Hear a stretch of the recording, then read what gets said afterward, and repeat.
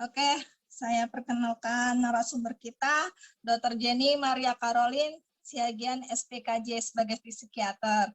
Beliau dokter psikiater dan sekarang praktek pribadi di Apotek Enggal sejak 2014. Sampai sekarang ya, Dok?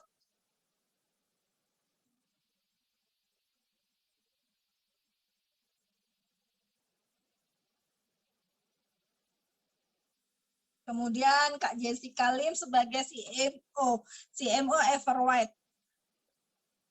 Ya sudah 19 tahun, beliau sudah 19 tahun menjadi memulai sejak usia 24 tahun memulai bisnis Everwhite ya. Udah terkenal nih Everwhite nih. Kemudian Mas Feros Raibet Alvaris dan Kak Ella sebagai owner Giftbox, The Giftbox. Mereka semua memulai bisnis sejak umur 19 tahun. Saat itu jualan baju-baju dulu nih, impor dari Bangkok, Cina, Hong Kong, dan sampai sekarang. Oke. Nih, membahas tentang topik kita sekarang ya. Setiap orang menginginkan kesuksesan dalam hidupnya, tetapi tidak semua orang bisa merengkuh kesuksesan seperti mereka harapkan, karena jalan menuju kesuksesan itu tidak mudah tentunya. Banyak dari mereka berusaha meraih kesuksesan yang diinginkan justru gagal di tengah jalan karena berbagai sebab. Namun, apakah kesuksesan itu berupa sebagai sebuah jabatan, karir, pekerjaan, kekayaan, atau prestasi tinggi di bidang akademik? Nah, mari kita cari tahu apa sih definisi sukses itu. Di sini ada psikiater cantik.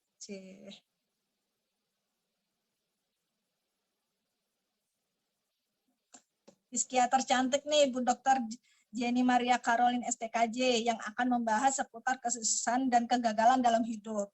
Ada juga pengusaha sukses, Kak Jessica Lim sebagai CMO Everwhite dan pasangan romantis, owner The Giftbox, Mas Feros Raibet Alvaris dan Kak Ella Prisya Azali.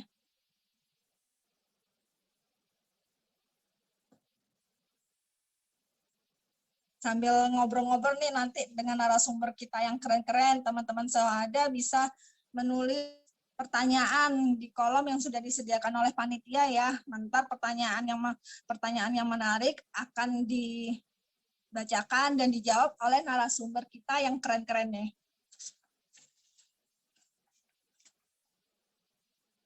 Oke, pertama kali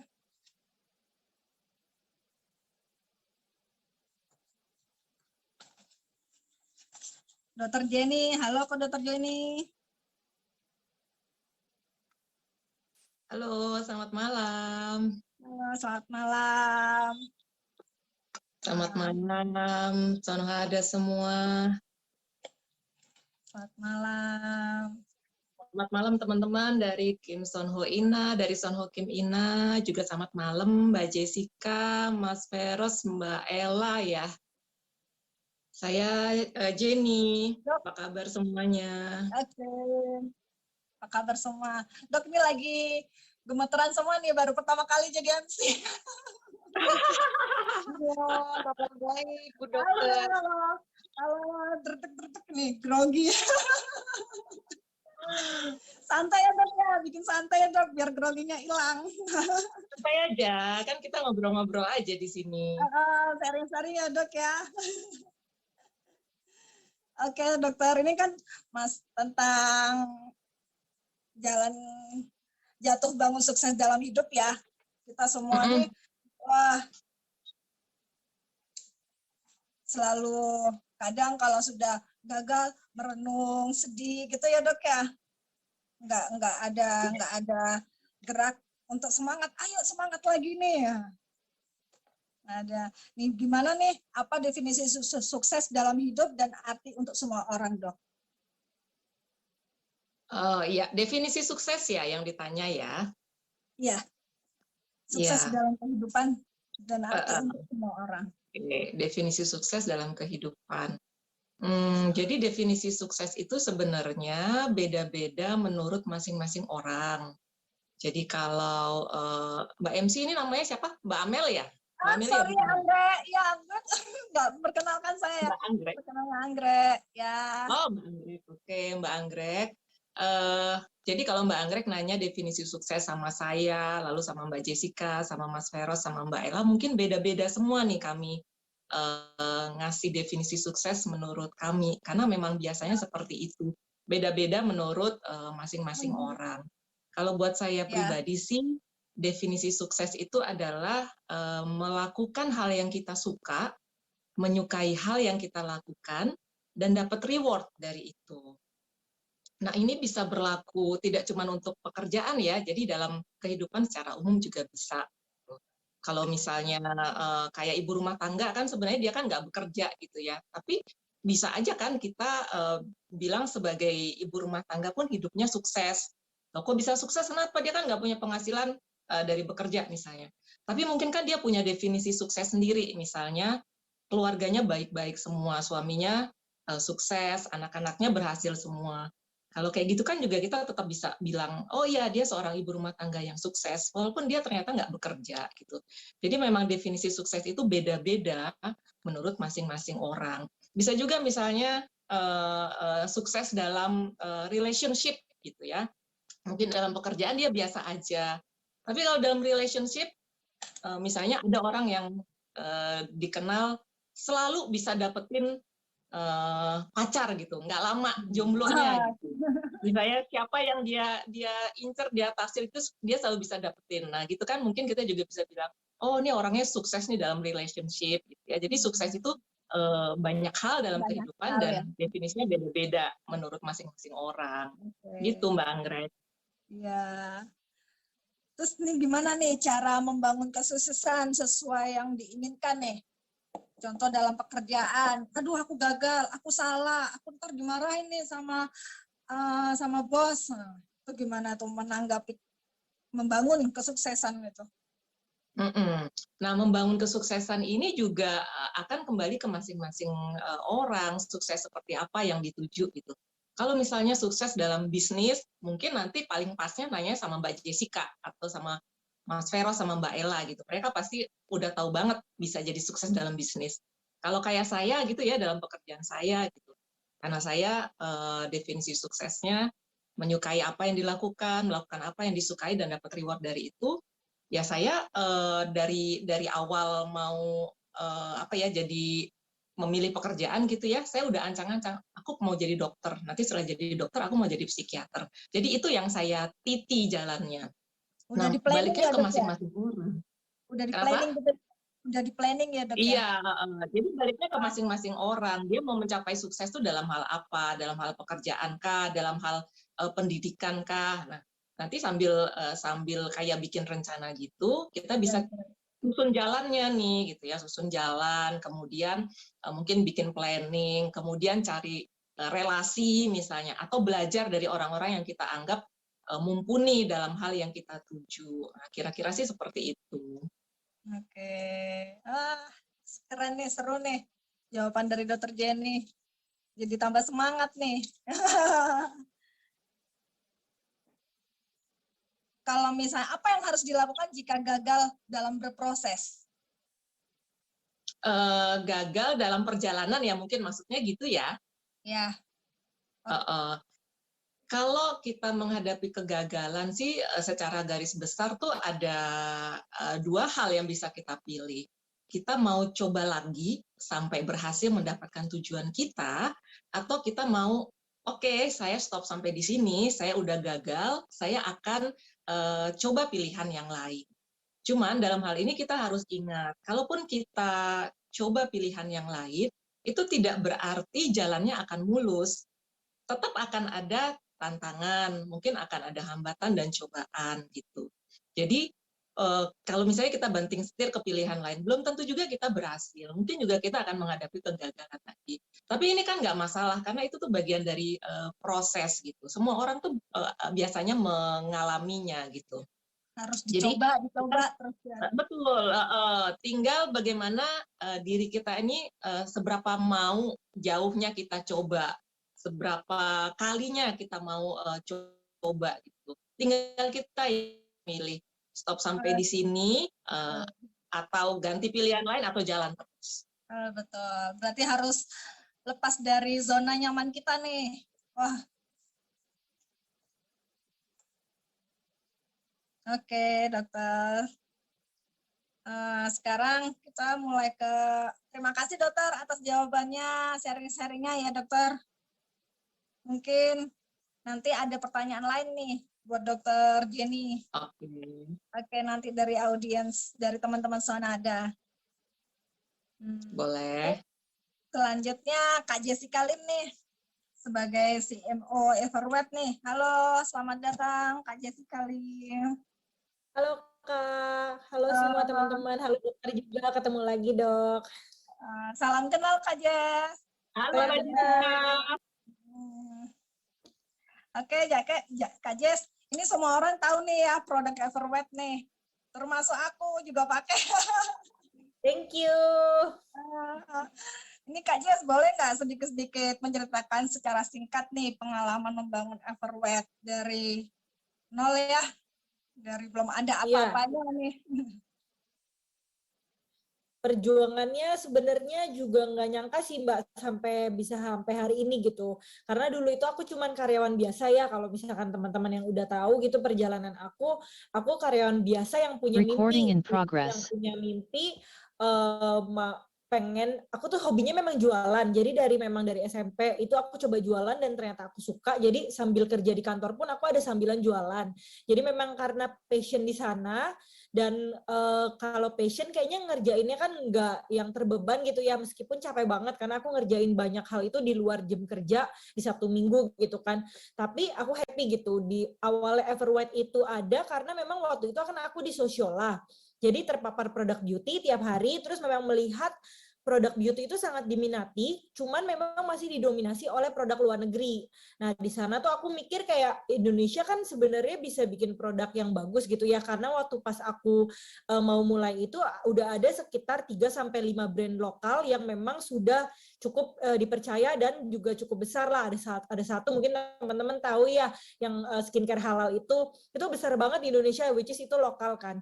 Jadi aku melihat sebenarnya tuh Indonesia mampu gitu untuk bikin produk yang bagus dengan harga terjangkau juga untuk bersaing dengan produk luar negeri. Tapi kenapa penjualan ini didominasi oleh produk-produk luar negeri? Nah, di situ awal mulanya kenapa aku pengen coba bikin si Everwhite ini. Dan perjalanan banyak banget lah tantangannya, yang pasti kalau namanya karyawan dari segi dana sangat terbatas karena itu mengorek semua tabungan aku juga untuk bikin si Everwhite ini, karena pas mulai itu kan masih maklon di pabrik di pabrik orang ya, itu ada MOQ, jadi ada minimalnya harus berapa ribu piece gitu. Sedangkan dengan tabungan yang ya karyawan tabungannya sedikit gitu kan zaman dulu, waktu itu aku baru kerja berapa tahun juga kan. Di situ banyak banget lah tantangannya, dan juga pastinya ada rasa takut karena memang produk lokal itu dulu masih dipandang sebelah mata atau enggak abal-abal. Jadinya tantangannya sangat berat lah, pertama dari segi dana, kedua dari udah dananya siap, udah produknya ready, tapi mau dipasarin pun juga takut gitu karena image yang dibentuk di masyarakat itu masih kurang baik gitu. Tapi puji Tuhan seiring berjalannya waktu dari pas pertama kali Everwhite di launching, karena memang kita pengen banget gitu kan membuktikan kalau Indonesia tuh bisa, jadi aku mendevelop produknya itu benar-benar udah tester ke semua saudara, ke semua teman di kantor, udah ke semua teman-teman di luar juga gitu, sampai benar-benar mereka suka sama produknya, baru kita luncurin, dan sangat-sangat amat antusiasnya disambut oleh masyarakat Indonesia. Jadi dari pertama kali launching sampai hari ini masih diminati dan juga diterima oleh masyarakat Indonesia. Gitu sih Mbak, awal mulanya dari mimpi ya. Dari mimpi keren banget nih buat semangat para pembuka usaha awal ya, baru membuka awal-awal usaha tuh. Ya, oke. Oh iya,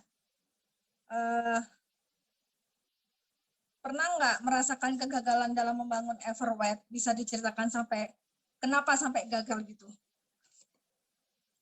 Kegagalannya itu kalau sampai yang terpuruk, karena Everwhite kan puji Tuhan growing terus. Kalau kegagalan itu mungkin lebih kayak kita kan udah sekarang ini udah umur 6 tahun ya Mbak. Jadi tuh kayak merasa pernah sempat merasa gagal di mana persaingan itu ketat banget sekarang itu. Tapi di satu sisi aku bersyukur karena memang Everwhite ini lahir bersama teman-teman main lokal beauty brand juga gitu yang pengen membangkitkan industri kecantikan di Indonesia. Nah, sekarang ini banyak banget produk lokal, brand-brand lokal yang bermunculan dan memang itu bagus-bagus juga. Dan banyak banget lah gitu kalau teman-teman tahu gitu. Mungkin ada ratusan bahkan ribuan brand yang sudah ada sekarang gitu. Nah, di situ sebenarnya kegagalan itu menjadi tantangan karena kita Everwhite ini tuh udah umurnya 6 tahun di tahun ini. Jadi itu bisa dibilang brandnya sudah cukup tua ya dibandingkan brand-brand baru yang muncul tuh masih kayak fresh gitu banyak banget. Nah, di situ sempat merasa kayak kok persaingannya tiba-tiba ketat banget nih gitu. Di situ merasa kayak kalau aku kayak misalkan kita bikin campaign atau bikin aktivitas sesuatu gitu yang kalah hitsnya gitu dibandingkan brand lain, kadang tuh merasa kayak kok kayaknya gagal ya kampanyenya seperti itu. Padahal sebenarnya mungkin nggak gagal, cuman memang butuh effort lebih lah untuk Everwhite karena ini di Everwhite ini kan udah cukup lama kan. Jadi mungkin kegagalannya lebih kayak gitu sih Mbak. Jadi di situ lebih kegagalan itu memotivasi kita untuk lebih berkreativitas lagi gitu. Kayak misalkan seperti launching produk, kita siapkan dana, kita juga udah siapkan campaign marketing dengan begitu baiknya gitu. Tapi pas saat di launching mungkin penjualannya tidak sesuai ekspektasi kita gitu kan. Masyarakat tidak segitu meminati jenis produk ini misalkan kayak gitu. Jadi di situ pastikan kegagalan ya karena yang kita udah ekspektasi segimana besar tapi ternyata hasilnya tidak memuaskan kita. Nah di situ sering banget sih pasti namanya ngadain campaign, promo atau apapun kadang-kadang nggak sesuai dengan ekspektasi atau kemauannya kita yang udah kita setting gitu. Gitu sih Mbak. Oke Kak Jess. Balik lagi nih, berarti sama kayak ke Dokter Jenny ya. Jadi gagal lagi, coba lagi terus ya.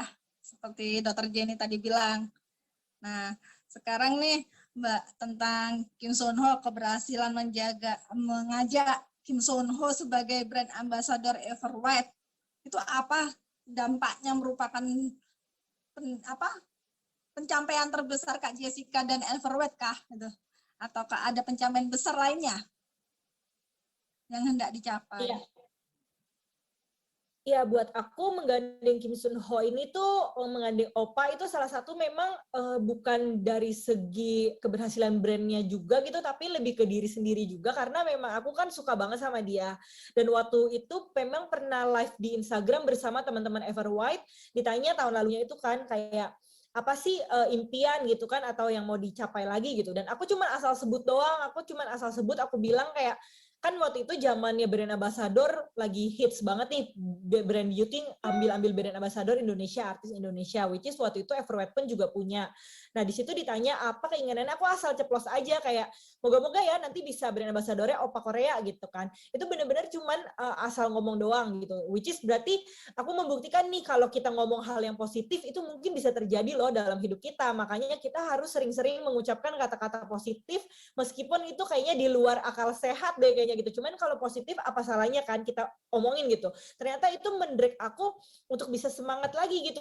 Ternyata antusias dari teman-teman Everwhite pun juga kayak support gitu kan. Ayo dong Kak, ayo kayak gitu.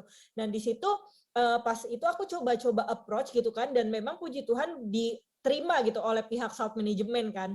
Nah, di situ menjadi suatu kebanggaan untuk Everwhite karena Everwhite ini lokal beauty brand pertama yang menggandeng aktor atau aktris Korea yang sekarang teman-teman tahu ya diikutin oleh semua beauty brand yang besar, yang lokal dan juga bahkan bukan cuma beauty brand tapi ada brand spray, terus juga brand makanan, juga minuman kesehatan, itu semuanya kayak menggandeng gitu yang lokal brand ini gitu. Jadi sebenarnya itu kebanggaan terbesar sih buat kita karena menciptakan sesuatu tren itu kan susah banget ya. Biasa kan orang itu following the trend. Tapi yang kali ini tuh kayak Everwhite menciptakan tren itu yang diikuti oleh semua teman-teman lainnya gitu. Oke, thank you Kak Jess. Ini balik lagi tentang Kim Sun Ho ya. Balik ke Dokter Jenny, masalah fisiklinya Kim Sun Ho nih. Halo, Dokter Jenny. Hai Mbak Jess. Thank you Kak Jess. Thank you Dokter Jenny nih, ngomong masalah Kim Sun Ho nih. Tadi kan Kak Jessica sudah ngomongin Kim Sun Ho sebagai brand ambassador. Dampak dari bisnisnya Kak Jess, beliau bisnis sekarang tentang menurut Dokter Jenny sebagai dokter psikiater, bagaimana dampak badai dari skandal rumor-rumor bagi Kim Sun Ho itu? Akibat badai, maksudnya yang skandal tahun lalu ya? Skandal tahun lalu. Akibatnya terhadap apa nih? Terhadap Kim Sun Ho-nya gitu? Iya, terhadap Kim Sun Ho-nya. Yang lama-lama menghantui para fans nih. Apa ya yang bisa dilakukan gitu? Gimana maksudnya saya jawab dari segi pandang fans atau dari segi pandang semua? Kim Sun Ho dulu. Oke. Jadi karena saya nggak kenal pribadi ya dengan beliaunya, tentu saya cuma berasumsi. Cuman skandal tahun lalu itu kan bisa dibilang kan ini banget ya, heboh banget, terutama karena Sun Ho-nya waktu itu kan lagi naik daun banget gitu. Jadi seolah-olah kejadian itu seperti menjatuhkan seseorang yang lagi di atas banget, terus jatuh gitu kan. Jadi kayak tinggi banget, kayak fatal banget. Terus terang saya pribadi, itu sebagai Sun Ho Hada gitu ya, waktu kejadian itu juga sampai mikir, aduh udah ini the end gitu. Karena kita tahu banget culture-nya di Korea sana tuh yang mengagungkan kayak kesempurnaan gitu ya. Apalagi skandal-skandal semacam ini tuh udah kayak mengakhiri banget segala sesuatunya. Tapi kemudian ternyata fakta-fakta mulai terungkap dan nggak dalam waktu lama tuh kita udah tahu kebenarannya gitu. Terus ternyata sampai sekarang kita bisa ngelihat bahwa Sun Ho-nya muncul lagi, terus ternyata dia bisa jadi BA produk lagi kayak gitu ya. Jadi saya melihat dampak badai skandal tahun lalu itu untuk dirinya itu memang sementara mungkin seperti menghambat gitu ya. 7 bulan nih kurang lebih nih. 7 bulan tuh sebenarnya kalau dalam karir yang istilahnya lagi naik daun banget, kita bisa melakukan banyak hal banget, bisa dapat duit banyak banget untuk yang tenar dia. Tapi dalam 7 bulan dia kira-kira nggak bisa ngapa-ngapain gitu. Ini kayak kemunduran sementara, temporary setback gitu. Tapi nggak apa-apa gitu, karena kalau ngelihat perkembangan sekarang itu semuanya tuh tahu bahwa Sun Ho tuh punya kayak fandom yang solid gitu. Dan karena punya fandom yang solid, itu pasti pasar terbuka banget. Dan ini pasti entertainment world di sana bisa lihat. Selama masih ada pasar terbuka, dia pasti bisa ditawarin macam-macam. Jadi saya rasa sih walaupun ada skandal tahun lalu itu, karirnya tetap akan bisa berjalan, malah mungkin nanti bisa berkembang lebih keren lagi, karena orang-orang bisa ngelihat walaupun ada cobaan seperti itu, ternyata dia orangnya tetap seperti ini gitu kira-kira. Jadi tahan banting banget, malah ketahuan seperti itu. Gitu menurut saya, Mbak. Iya, harus tahan banting ya Dok ya. Untuk Kim Sun Ho-nya harus belajar cuek gitu ya Dok ya. Cuek, masa bodoh dengan adanya itu kita perbaiki dari awal lagi nih gitu ya. Iya, nggak tahu sih cuek apa enggak. Menurut saya juga nggak cuek gitu, karena gimana mau cuek kalau seluruh dunia tuh tahu gitu. Tapi dia mungkin ya sudah, ini pelajaran gitu. Aku nggak bisa ke belakang, aku mungkin bisanya ke depan. Tapi ke depan kan aku bisa terus memperbaiki diriku gitu. Nah mungkin cara pandang yang seperti itu yang dia miliki ya. Apa termasuk kegagalan dalam kehidupan Kim Sun Ho ya, Dokter? Termasuk kegagalan kah itu? Iya, saya nggak bisa langsung bilang itu kegagalan. Mungkin kalau saya menganggapnya sebagai temporary setback itu tadi, kemunduran sementara. harus tertahan sementara gitu. Tapi ya nggak apa-apa, dalam waktu yang sementara itu kan mungkin dia juga bisa kayak recharge, bisa reset kayak gitu ya, bisa juga istirahat gitu. Dan setelahnya mungkin dia bisa istilahnya maju dengan lebih kencang. Jadi saya nggak akan juga bilang itu suatu kegagalan gitu. Oke. Oke. Oke, sekarang ke Kak J sama Mas Vero sama Kak Ella nih, menurut kegagalan badai-badai yang diterpa oleh Kim Son Ho nih. Oke, bentar ya, Dokter. Oke, Kak Ella. Ya, halo Kak Anggrek. Halo. Ketemu lagi. Seneng banget udah ketemu Kak Anggrek kemarin. Iya, sama. Aku senang juga Koko sama Cici. Salam kenal buat Dr. Jenny, juga Kak Jessica Lin, salam kenal. Salam kenal Mas Veros, Mbak Ella. Iya. Oke. Ini kan kemarin ketemu sama Kim Son Ho nih dari apa? Dari rumor-rumor yang ada nih setelah tiba-tiba muncul di Thailand kemarin ya. Gimana sih Kak Ciela sama Koko bisa cerita awalnya sampai bisa wow ya menyukai Kim Son Ho gimana awal dari menyukai Kim Son Ho gimana sampai sekarang udah mulai muncul lagi nih. Iya. Jadi justru yang suka duluan, yang tahu duluan, Koko, dia fanboy sejati. Jadi dari Hometown Caca-Caca ya. Awalnya sih suka dari film Hometown Caca-Caca itu, cuman setelah itu mulai ngelihat yang ke belakangnya, ada startup, ada delivery man dan lain-lain itu yang good manager juga kita cek semua filmnya satu-satu. Kita tonton satu-satu. Jadi dari Koko emang pencinta drakor, lebih dia duluan sih. Sampai akhirnya benar-benar jatuh cinta banget sama Kim Son Ho. Nggak lama terus ada permasalahan itu kan tahun lalu. Nah, terus viral kan di TikTok dari setiap negara itu mereka pasang billboard gitu kan para penggemarnya.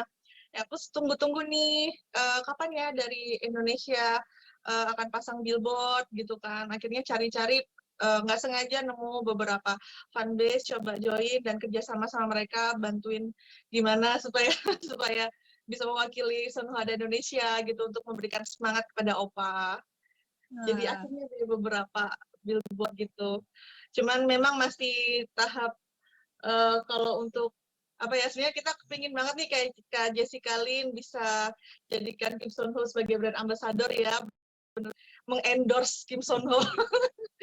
Mungkin masih butuh banyak belajar untuk Jessica, semoga. Tapi seneng banget tadi kita dengar ya, kalau kata-kata yang positif itu memang bisa benar-benar kejadian gitu, dari mimpi bisa terjadi nyata. Jadi itu keinginan kita berdua sih, semoga juga diizinkan oleh Tuhan, semoga kita bisa terus belajar dan bisa jadi sebesar Everwhite. Inspirasi sekali Ci Jessica, terima kasih tadi quotes-nya. Oke, Kak Ella sama Ko Veros nih banyak pertanyaan-pertanyaan nih. Iya. Bergantian pertanyaan yang muncul nih, bergantian dari mulai Kak Ella dulu kali ya. Boleh.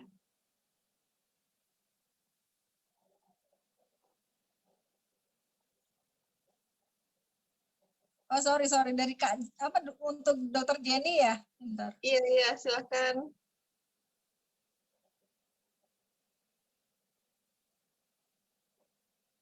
Bentar ya.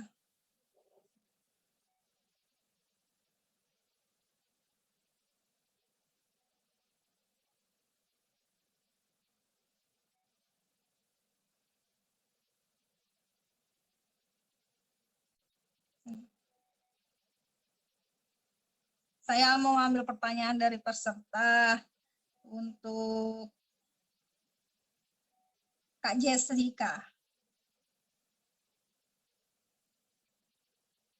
Kak Jessica, untuk Kak Jessica, aku mau tanya, kalau di Korea kan setiap BA yang kena skandal itu, kebanyakan mereka langsung mengganti BA-nya, seperti Domino's dan lain-lain. Nyebutin merek lagi. Nah, bagaimana dengan Everwet setelah skandal OPA keluar?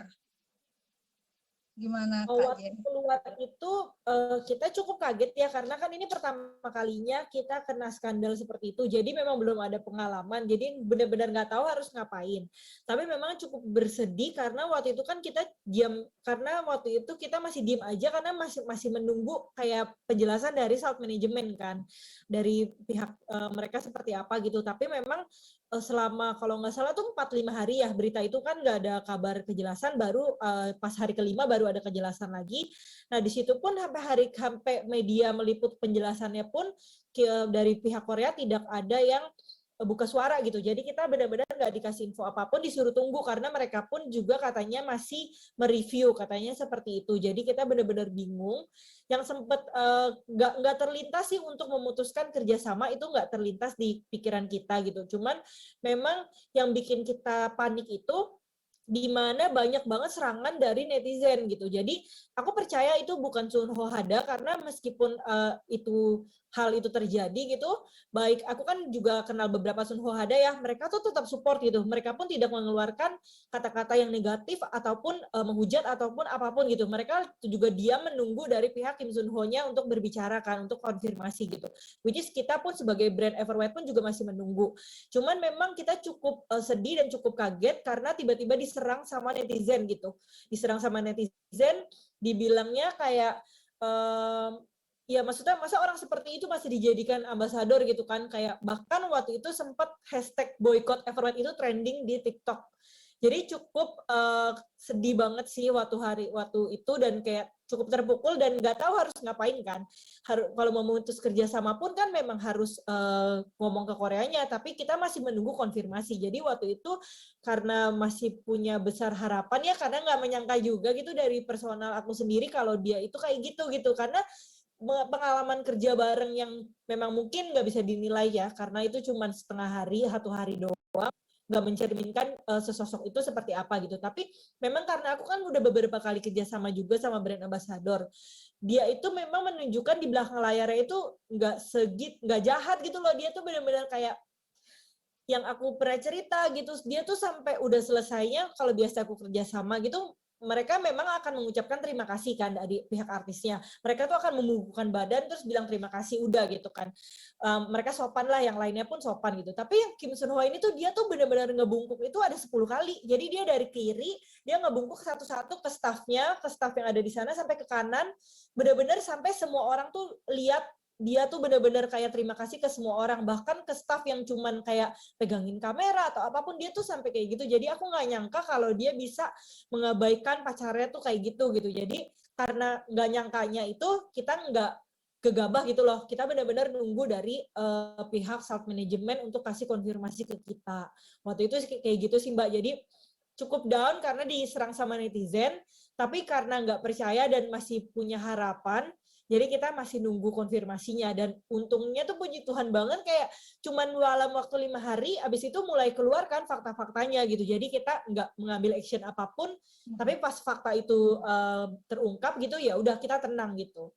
Gitu sih. Sampai ada Jadi waktu itu di tepi jalan ya itu ya, saya juga pernah lihat tuh Everwet. iya, Ya, ada betul.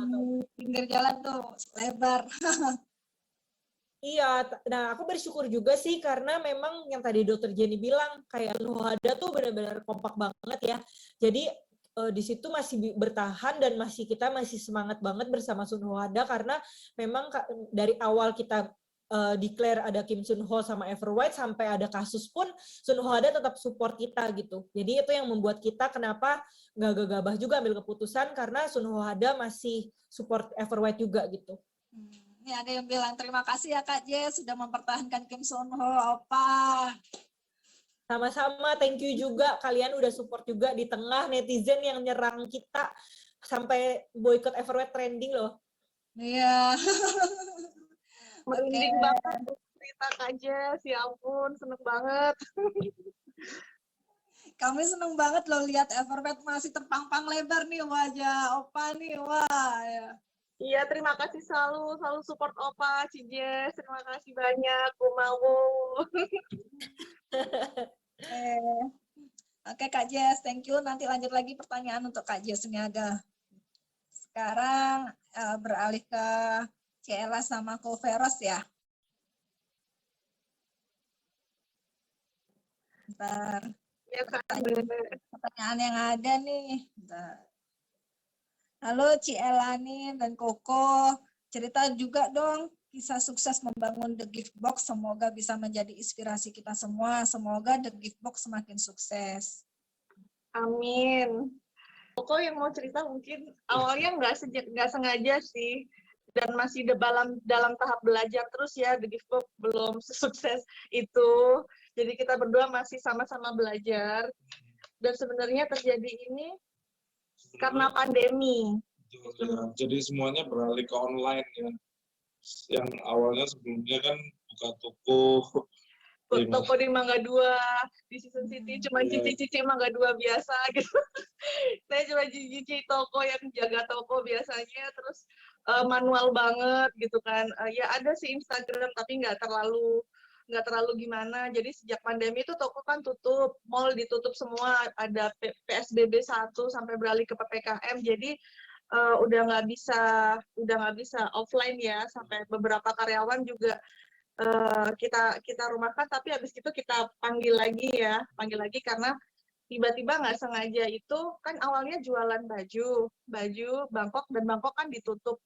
Bangkok ditutup, kita nggak bisa ke Bangkok ya, nggak bisa ke Bangkok. Akhirnya mikir nih jualan apa lagi gitu. Ya udah jualan piyama, baju tidur. Waktu itu masih namanya Ella Swan Collection sama Ella Swan Pajamas. Nah dari situ mikir kan piyama kan ada banyak gitu ya, apa nih yang bikin berbeda gitu. Oh ya udah kita mau bikin packagingnya, diupload lah di marketplace. Ternyata malah lebih banyak laku packagingnya itu, gift box-nya itu sampai 10.000 terjual itu dalam waktu beberapa bulan aja di awal. Seperti itu. Jadi untung kita nggak patah semangat waktu pandemi, seandainya kita meratapi nasib dan tidak berjuang, ya lahir The Gift Box. Tapi karena kita menghadapi pandemi itu dengan optimis, malah bisa buka lapangan pekerjaan lagi baru, membantu teman-teman semua. Ada dari Sono, ada juga yang kerja ikut kita akhirnya, karena benar-benar ya sekarang mulai agak meningkat sih gitu. Kalau The Gift Box ceritanya begitu, jadi nggak sengaja, nggak niat mau bikin gift box gitu. Nggak niat mau bikin gift box, tiba-tiba udah jadi kayak gini ya. Iya, tiba-tiba kayak gini. Gitu. Ya, nggak nyangka juga. Ini ada lagi nih, Ciela sama Ko Veros. Bentar. Bentar ya, Kak. Bentar.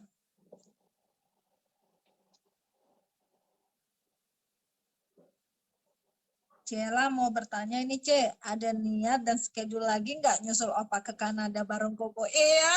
Kan ada di Kanada.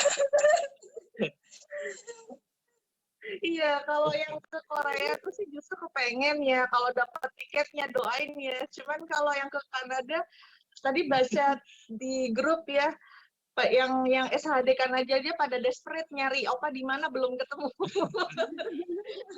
Takutnya nggak ketemu. Iya, lebih luas kan. Lebih luas Kanada. Kanada kayaknya susah ya kalau mau berkunjung ke sana ya.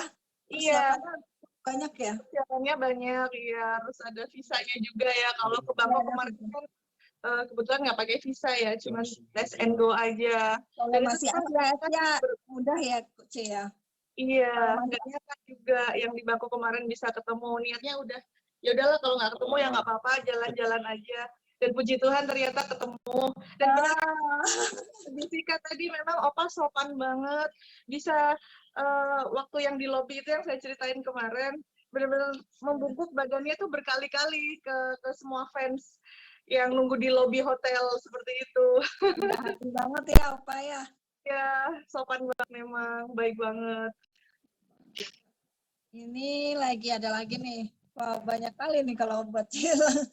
Untuk Kak Ella, apa yang menjadi inspirasi sampai bisa membuat The Gift Box? Yang inspirasi, iya tadi, ya itu tadi awalnya nggak sengaja, hanya mau jual packagingnya aja. Tapi misalkan ini piyamanya lakunya 100 pieces, nah boxnya tuh laku 1000 gitu. Jadinya diseriusin gitu, diseriusin untuk bikin the gift box. Jadi kita memikirkan inovasi-inovasi terbaru ya apa gitu. Oke, udah kejawab semua ya teman-teman Sonada. Pertanyaan dari kalian semua dijawab sama narasumber-narasumber yang keren nih. Nah, sekarang kembali lagi. Thank you ya, Koko, thank you. Kembali lagi nih. Ntar ada pertanyaan. Dokter Jenny, untuk Dokter Jenny. Dok, gimana? Halo, Dokter Jenny. Halo. Halo, sorry nunggu lama ya, Dok. Maaf. Nggak apa-apa, asik dengerin ceritanya. Ya, ini ada pertanyaan dari teman-teman Sonada semua nih. Bentar. Dok, gimana caranya menjadi fingerling yang sehat dan positif dari aku? Yang positif. Dok, gimana caranya menjadi fingerling yang sehat dan positif? Itu kalau kita ternyata dapat manfaat dari fangirling itu banyak. Kalau bisa sih nggak ada yang negatifnya gitu. Karena kadang-kadang ya mudah-mudahan tidak terjadi pada Sonohada gitu. Saat fangirling itu kita sampai mungkin meninggalkan real life kita gitu. Mungkin kewajiban-kewajiban yang harusnya kita lakukan sehari-hari gitu mungkin jadi terbengkalai gara-gara urusan fangirling kita gitu. Ini harusnya enggak ya gitu, karena bagi saya sih fangirling ini lebih kayak ke hobi yang positif gitu, sambil cari teman terus sambil yang ngobrol gitu, terus mungkin kayak Mbak Jessica, Mas Eros, Mbak Ella sekalian untuk bisnis gitu ya. Ini kan hal-hal yang positif nih. Tapi kalau udah ternyata menimbulkan hal yang negatif, kayaknya kita harus sadar diri dan negatif. Kadang-kadang juga kan mungkin kayak ada misalnya fan war misalnya kayak gitu, atau tadi kayak pengalaman Mbak Jessica yang bilangin ada netizen yang julid. Saya yakin netizen yang julid itu ya itu mungkin fangirl dari aktor lain atau bias lain gitu, karena kayaknya nggak mungkin deh kalau mereka orang yang tidak suka tentang hal-hal tentang Korea dan segala macam skandal itu ya. Jadi saya cukup yakin mereka juga fangirling, tapi mungkin bukan fangirlnya Sonho gitu. Nah yang kayak gitu-gitu tuh saya ngerasa itu hal yang negatif. Di sosial media mengomentari kenegatifan seseorang atau sesuatu yang kita belum tahu pasti kenyataannya seperti apa gitu. Terus nanti perang mulut di sosial media, kayaknya ini nggak dewasa, negatif banget menurut. Gimana? Jiwa emosinya lebih besar yang kayak gitu tuh. Iya, kadang-kadang kita yang baca juga terbawa emosi ya, tapi tapi ya ngapain juga gitu, karena sebenarnya kita juga nggak tahu pasti yang terjadi kan, sampai ada sumber-sumber yang jelas yang memastikan itu. Terus akhirnya kan bisa bilang, oh ya get well soon ya gitu kan. Oke, dokter. Ini ada lagi, Dok, dari teman-teman Sonada. Seru nih, sharing-sharing semua narasumber nih. Dokter, kalau dari segi psikologis ketika Sono ada masalah kemarin, yang kena masalah kan Sonon. Tapi banyak para fans nih ikutan ngerasa down, ikutan sedih, bahkan sampai ada yang sakit karena dengar kasusnya Opa. Kira-kira wajar nggak kita begitu? Dalam hal kalau memang ngefansnya rasa sukanya tuh gede, besar, ya tentu cukup wajar ya sampai kita terpengaruh secara psikologis. Itu kan awalnya pasti dari psikologisnya dulu tuh, dari pikirannya yang terluka, perasaannya mengikuti gitu, sampai secara fisik juga terpengaruh gitu. Ya wajar banget tahu-tahu kita lagi happy banget, seneng banget, setiap hari dapat konten, dapat kabar, tahu-tahu keluar skandal yang seperti itu. Shock gitu ya, shock secara psikologis, akhirnya shock secara tubuh juga gitu. Aku malah Yang merinding nih dok. Gimana? Sampai merinding nih dengar dokter bilang gitu, bener-bener shock. Iya, saya juga Yang ingat dulu. sih di masa-masa itu juga saya lumayan terpengaruh juga. Yang jelas sih pasti sedih juga ya, karena kaget banget, emang kayak petir gitu ya kabarnya ya. Banget. Tapi untung aja semua sudah membaik sekarang. Nah, ini dokter, ada lagi nih dokter. Wah, keren nih kakak-kakak semua. Aduh, sedih nih kalau ingat-ingat masalah. Ini kok bawa psikologi lagi nih ya dok ya. Aku lagi ingat-ingat dulu. Aduh, sedih banget lihat opa kena skandal gitu tuh. Dok, kalau kita ngefans sama aktor atau idol, lalu kita habisin uang untuk beli merch aktor tersebut itu sampai nggak terhitung nih. Berapa jumlah yang kita keluarin? Gimana cara kita mensiasati agar kita tidak membuang banyak uang untuk membeli merch aktor atau idol yang kita sukai? Nah, ini nih banyak nih kalau yang sampai suka banget ya dok ya. Iya, kalau memang duitnya banyak, nggak berseri, mah boleh-boleh aja. Silakan aja ya. Mungkin itu juga kayak hobi ya. Ada orang hobinya ngumpulin mobil mewah misalnya. Ya kalau duitnya ada ya nggak masalah gitu. Tapi jangan sampai dong ya kayak gitu ternyata duitnya terbatas gitu. Yang harusnya duitnya misalnya untuk kebutuhan sehari-hari atau bayar uang kuliah gitu, ternyata terus malah kepake untuk beli merchandise lah atau beli hal-hal terkait fangirlingnya. Nah yang kayak gini jangan dong, harus belajar mengendalikan diri. Boleh misalnya sisihin kayak punya tabungan ngebias, tabungan fangirling sendiri gitu.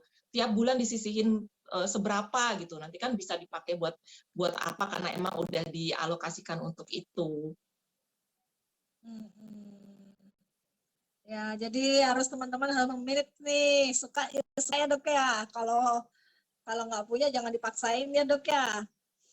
Ya suka-suka, tapi jangan nanti bikin menderita sendiri gitu kan. Ntar mikir buat makan sebulan gimana. Iya, belum nanti kalau dimarahin suami, yang udah punya suami. Iya. Yang udah punya suami ya kayak apa dokter ya. Iya. Kan nggak semua kayak Mbak Ella dan Mas Feros yang sefrekuensi ya. Ya, nggak semuanya ya. Banyak juga yang suaminya nggak ngerti apa sih fangirling itu, siapa sih Kim Son Ho gitu kan. Iya. Nah, ini ada lagi nih dok. Wah, aku mau tanya. Aku kan emak-emak 2 anak. Saat aku buat status opa, itu ada aja yang julid. Kalau aku sih, kalau orang lain yang julid, udah aku cuekin. Tapi kali ini kak, aku sampai ke adik aku juga julitin aku soal status aku tentang opa. Bagaimana dok? Aku harus menanggapinya. Wah, ini sering nih. Bukan kakak teman-teman saudara aja nih. Aku juga gitu. Emang masih ada ya sampai sekarang yang ngejulitin kayak gitu ya? Iya, kalau bikin status dia. Mama, Iya. bagaimana dok? Aku menanggapinya. Iya, kalau saya sih mungkin seperti itu milih tidak langsung saya responin ya, tapi mungkin di lain waktu kalau misalnya ada kabar baik tentang Son Ho misalnya kayak waktu itu dia donasi ke Yayasan Kanker Anak ya kalau nggak salah, saya lupa. Nah berita-berita yang seperti itu boleh dong kita posting atau kita jadiin story. Jadi kita nggak usah ngomong dengan kata-kata, tapi kita tunjukin dengan bukti. Ini loh apa yang dia lakukan, ini loh apa yang dia buat untuk orang-orang lain gitu. Jadi yang ngejulitin tuh nggak usah kita balas dengan kata-kata yang julid juga atau gimana, tapi kita buktikan dengan berita yang memang faktanya udah jelas tentang hal-hal yang positif. Oke. Wah, ini ada lagi nih, banyak kali nih. Banyak kali ya. Julid mas cuek-cuek aja ya dok ya, dicuekin aja ya dok ya. Ini bilang aja get well soon ya, gitu. Ya. Ini dokter aku mau tanya, apakah di usia yang kelahiran 80-an menjadi fangirls itu terus beli-beli barang yang dipakai aktor favoritnya ini masih dibilang tahap normal sebagai fans enggak? Dan sedih jika aktor kesayangan lagi sedih dan merindukan aktor kesayangan sampai halu. Wah. Oh, pertanyaannya sama yang dialami saya juga ya. Jadi kayak konsul pribadi ya? Iya. Iya, jadi tadi umurnya kelahiran tahun 80-an. Tahun 80-an. Yang ngomong-ngomong saya lebih tua loh gitu, dan saya masih fangirling enggak gitu. Iya. Kayak tadi saya jawab sih nggak masalah kalau ini seperti kayak hobi ya, kan kesukaan masing-masing orang tuh beda-beda gitu. Ada yang hobinya mungkin belanja gitu, ada yang hobinya traveling gitu. Kalau kayak saya tuh hobinya ngedrakor gitu, jadi murah meriah gitu. Nah, karena ngedrakor terus pasti ininya asosiasinya dengan fangirling gitu ya. Asal itu masih banyak positifnya yang kita dapat daripada negatifnya, menurut saya sih nggak apa-apa. Soal sampai halu, bagi saya tuh itu kayak apa ya, imajinasi masing-masing orang. Emang nggak boleh berimajinasi? Boleh lah, asal nggak sampai lupa kita punya real life juga yang harus kita jaga dengan baik gitu. Baliknya ke pengendalian diri masing-masing ya, ibu-ibu dan mbak-mbak. Harus terkontrol sendiri ya dok ya, harus menang. Iya, ada saatnya kita ngurusin real life kita, ada saatnya kita mungkin saat me time kita mau berimajinasi kah, mau berfangirling kah. Oke dokter. Ini pertanyaan terakhir nih dok, banyak kali sebenarnya harus datang ke dokter jadi sendiri kayaknya ya. Harus banyak kalau mau dibaca baca pertanyaan teman-teman semua banyak nih buat dokter Jenny. Oke, terima kasih dokter. Nanti lanjut lagi, kembali lagi ke Kak Jessica ya.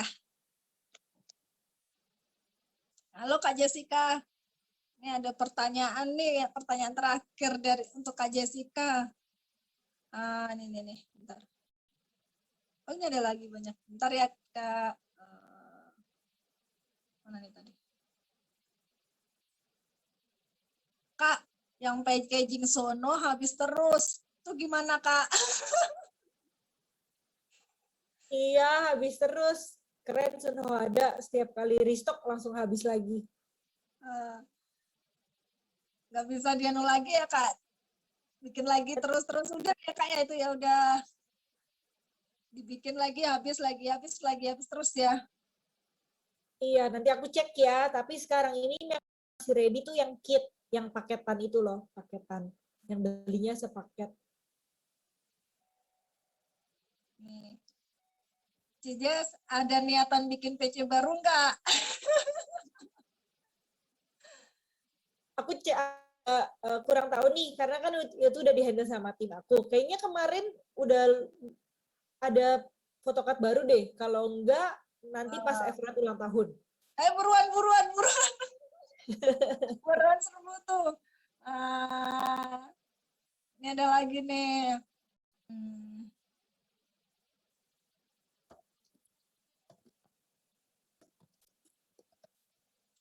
Ini ya. Bentar Kak. Ada lagi enggak? Oh iya, udah habis Kak Jess. Itu pertanyaan ditunggu PC barunya katanya. Ya. Oke, thank you Kak Jess. Wah, seru banget ini ya. Tapi waktunya sudah nggak ada lagi nih. Tapi sebelum ditutup, kita minta pendapat dari Dr. Jenny, Kak Jessica, dan Ciela Koveros. Harapannya apa untuk Kim Sun Ho? Mulai dari Dr. Jenny kali ya.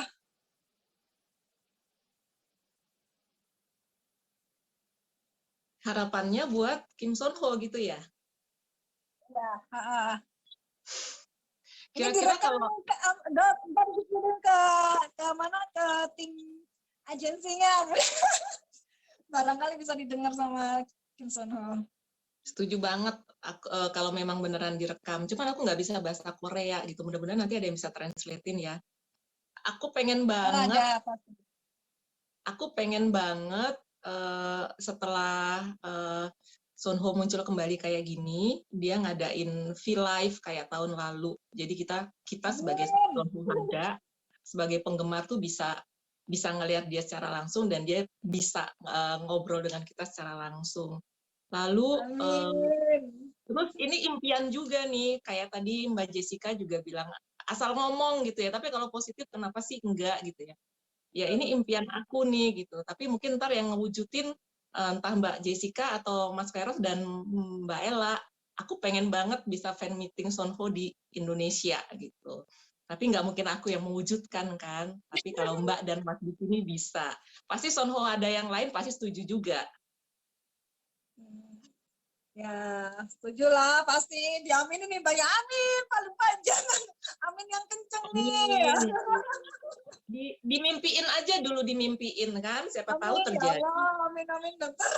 Berharap banget loh. Berharap banget, iya. Ya. Oke, untuk Kak Jessica, apa harapan kakak untuk Kim Son Ho?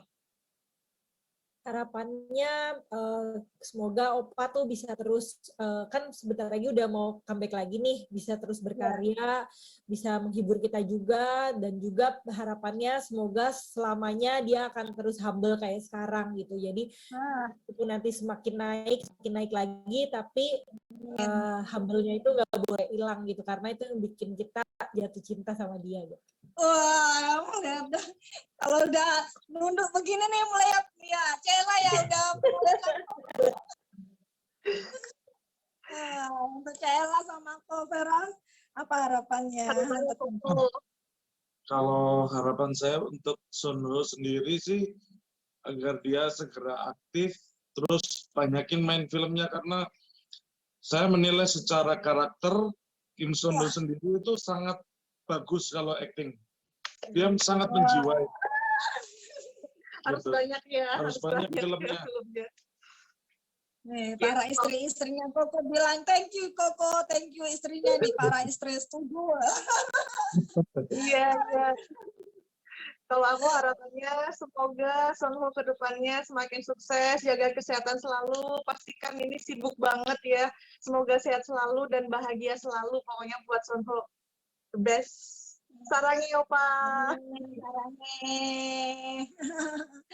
Oke, teman-teman semua. Terima kasih Dr. Jenny, Kak Jess, Ciela, Ko Feros. Sampai ketemu lagi proyek-proyek selanjutnya ya. Ini ada yang minta foto bareng. Bentar Kak, Dokter. Ada yang minta foto. Foto bareng sama Ciela, Dokter, sama Kak Jessica. Bentar ya. Kabar-kabarin. Bentar. Oke. Yuk foto ya.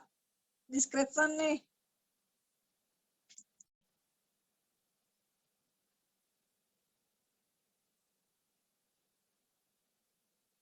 Udah Kak? Oke, udah. Thank you Kak Jess, Dokter, Ciela, Ko Feros. Sukses selalu buat bisnisnya, semoga lancar, sukses Dokter. Recording stopped. Sehat selalu semua. Amin. Amin, terima kasih juga. Maaf ya sebelumnya.